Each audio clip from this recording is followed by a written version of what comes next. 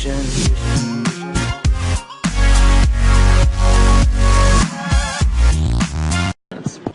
So our next speaker is Dr. Rosalind Peterson. She's the California president and co-founder of the Agriculture Defense Coalition, formed in 2006 to protect agricultural crop production from uncontrolled experimental weather modification programs. A very interesting topic, you know, for a non-specialized person like myself. But also very interesting in her CV that we have with you is also her extensive efforts to protect drinking water supplies from toxic chemical contamination in Martinez, California. That's a very interesting topic, of course, and I was actually wondering myself whether you can tackle whether the same experiments that you're holding in California could be extended to other world countries, particularly poor and developed countries like where we come from. Thank you. Thank you. Good afternoon, ladies and gentlemen, Mr. Chairman. It is a pleasure to be here to speak with all of you today. One of the things that I would like to say is that we are in a global drumbeat right at the moment talking about climate change and global warming. One of the things that is affected by climate change is agriculture. But some of what we are seeing is man-made, but man-made in a different way than you may guess. Weather modification programs, experimental ones done by private companies, done by the United States government, done by states across the United States are underway. There's more than 50 of them in operation across the United States. All of these impact agriculture because they change the microclimates needed for agriculture to survive. None of these programs that I know of today, and this is all public record, are available at any time with oversight, agricultural oversight or public oversight. These programs impact agriculture, and there are programs around the world. International corporations are modifying our weather all the time, and they're modifying it in ways that cover thousands and thousands of square miles.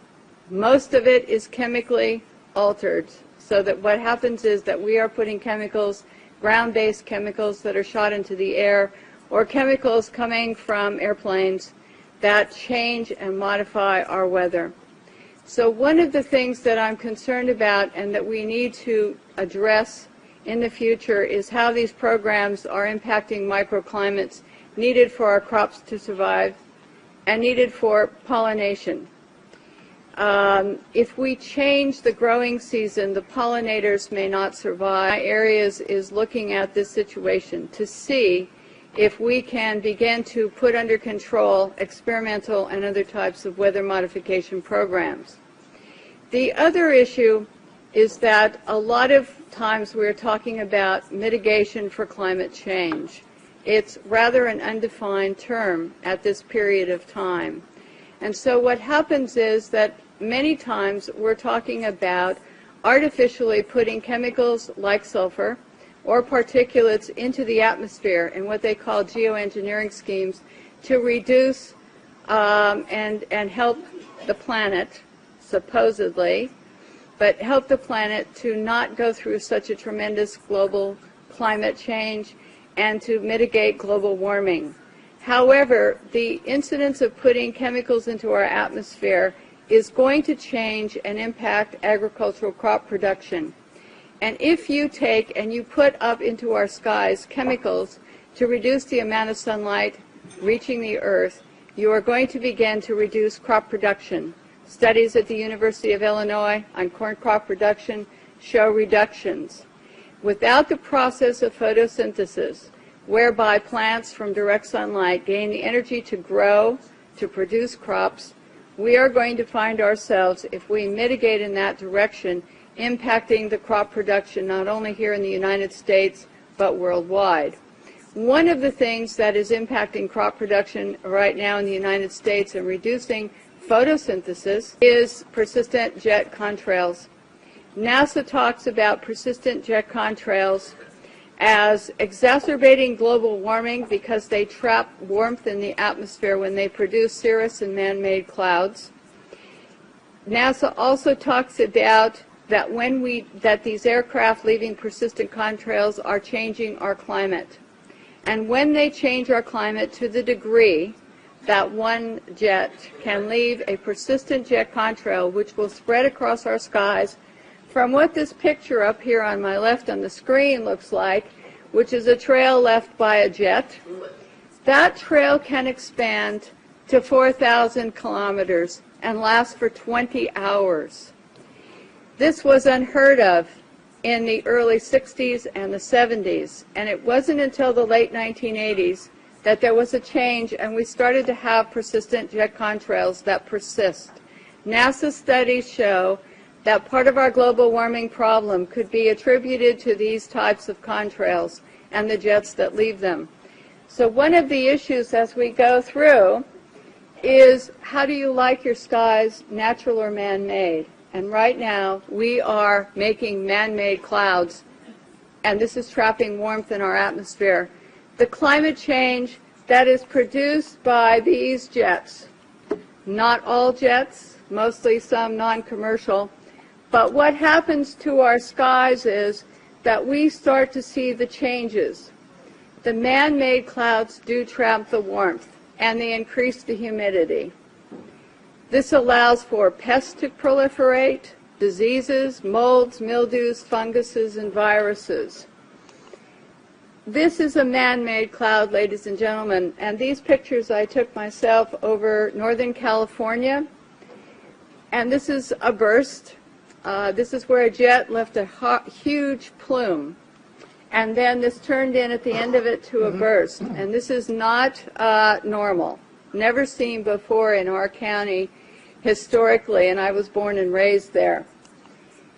This is another picture showing the jet trail just before the burst. This is our skies, and I want you to know that what you're seeing now, a lot of times many scientists know, especially at NASA and in other areas, that the skies that we're seeing are not normal cloud formations. These are man-made. We reduce the solar power with these type of clouds, and we reduce photosynthesis, which is going to impact agriculture. The pictures look odd. The formations don't look like normal clouds that people have seen before historically. This is another type of man-made cloud, and what we have done and what you're seeing here is we have the photographs from the times that the jet leaves the first trail as a thin, spindly trail to where they form into these different types of cloud formations. All of you can start looking up and seeing this. What happens is that there are experiments, and there's a color, you can see some color in this photograph.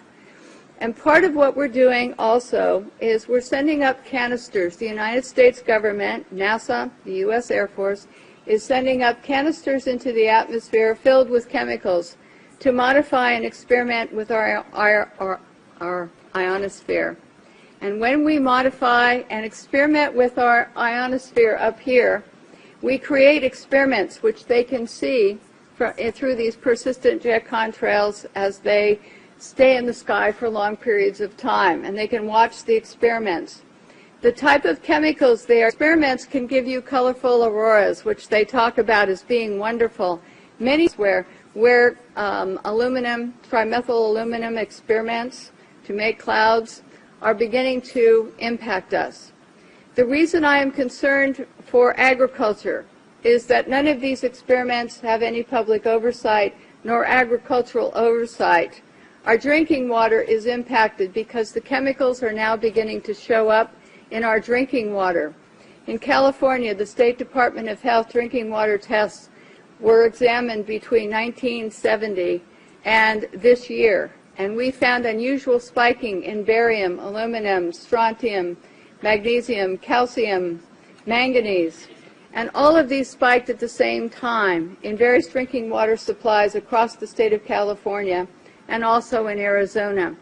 So what's happening with these atmospheric tests is that aluminum, as one example, gets into, with increased pollution and acid rain, gets into the root systems of our crop trees and our trees, and it looks like the trees are dying of drought. But they're not. What happens is that the root systems can no longer absorb the water and the nutrients needed to survive.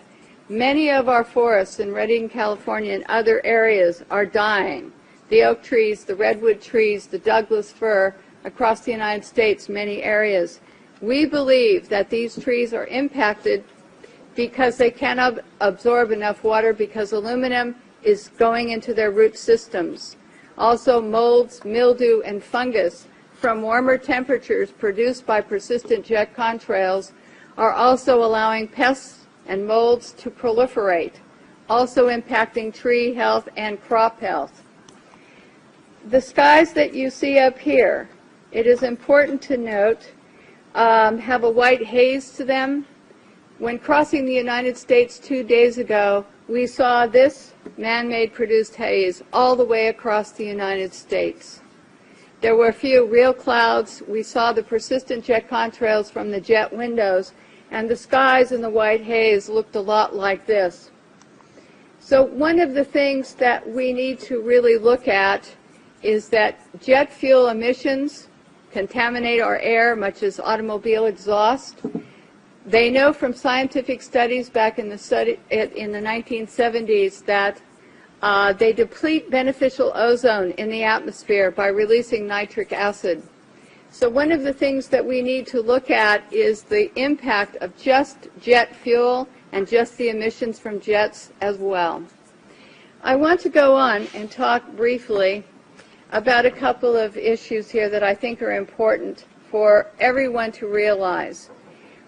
If we don't look at the problems that we are creating, the atmospheric testing programs, in other words, the jet contrails that are warming our climate, and we say to ourselves, we want to geoengineer something else. We want to add more particulates to help global warming or to stop climate change. What we're going to have is we're going to have a pea soup up there of chemicals which are going to be detrimental to our health. It is much better to take the EPA model of the 1970s, where the Environmental Protection Agency was designed to put in regulations to reduce the pollution at its source, to reduce and put caps on how much pollution corporations, cars, automobiles were putting into the atmosphere. One of the things that we're talking about as mitigation is to go into geoengineering plans which add more chemicals to our atmosphere, which are going to get into our drinking water supplies, which are going to get into our soils, they are not healthy as they used to be. And this problem, having traveled across the United States into some other areas, seeing the pictures coming in from across the United States and other countries, we're finding that there's beginning to be an impact from all of these programs and all the chemicals in our skies. And so one of the things we need to think about, and work, State Department and Fish and Game talked about microbes, and they're important to the environment. We have at our disposal already some technologies and already the wherewithal to begin to make the planet more healthy and to put it into a different perspective.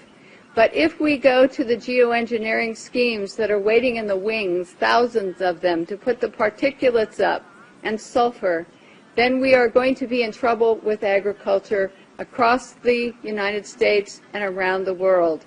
It is time that we look at some different solutions that are already here, and it's time that we look at what's happening in our skies and say we don't need to add any more chemicals, we are doing enough. And what these experiments in our skies are doing with atmospheric heating and testing, we don't know, but the chemicals are showing up in our drinking water.